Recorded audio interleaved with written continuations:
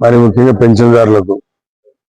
ఎందుకంటే గత సంవత్సరం ఇక్కడి నుంచి ప్రారంభించినాం. మళ్ళా సంవత్సరం అయిపోయింది, చూస్తూ సంవత్సరం అయిపోయింది.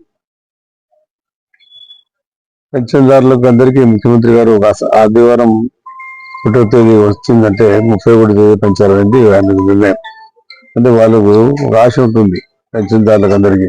ఒకరోజు పోయింది బాధ రాకుండా వాళ్ళ ఉత్సాహం కలగాలని చెప్పే ఉద్దేశంతో ముఖ్యమంత్రి గారు మరి ఆయన ఢిల్లీ నుండి కూడా ఈ రోజు డైరెక్ట్ గా రాజమండ్రి దగ్గర గ్రామానికి పోయి అక్కడ పెన్షన్ పెంచాలని నిర్ణయం తీసుకోవడం జరిగింది. అది తెలుగుదేశం పార్టీ ఆశయం. కాబట్టి ఈ రోజు పెన్షన్దారు ఉదయాన్నే పెన్షన్ పెంచాలని చెప్పి అందరూ కూడా కాలకృత్యాలు ముగించుకొని ఇచ్చినారంతే. పెన్షన్దారులు అయితే మేము ఎప్పుడు వస్తాము కదా అని చెప్పి ఇద్దరు రాత్రి అంతా వెయిట్ చేసినారు. చాలా సంతోషం అని చెప్పి ఇది ఘన విజయం సాధించిందని చెప్పి ముఖ్యంగా తెలియజేస్తా ఉన్నాం. అనుకోకుండా చాలా పెద్ద ఎత్తున ఇది విజయం సాధించినందుకు ముఖ్యంగా పెన్షన్దారులకు, తర్వాత లబ్ధిదారులకు ఎవరైతే ఉన్నారో వారికి, తర్వాత దీంట్లో పార్టిసిపేషన్ అయినటువంటి సచివాలయం సిబ్బంది కూడా నేను ధన్యవాదాలు తెలియజేసుకుంటున్నాను.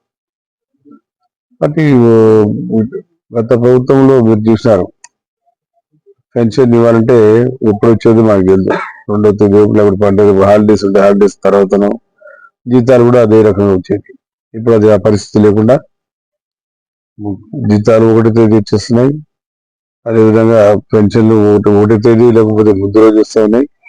ఎవరైతే రిటైర్డ్ అయిపోయిన వారు ఉన్నారు, అధికారులు ఉన్నారు, వారికి కూడా పెన్షన్ గా 1వ తేదీ లోపల ఇచ్చేస్తాను. ఈ రకంగా తెలుగుదేశం పార్టీ వచ్చిన తర్వాత చేసింది. గత ప్రభుత్వంలో 2,000 నుంచి 3,000 పెంచడానికి ప్రతి సంవత్సరం 2,250 రూపాయలు, 250 రూపాయలు అనుకుంటూ 5 ఏళ్ళు అయిపోయింది.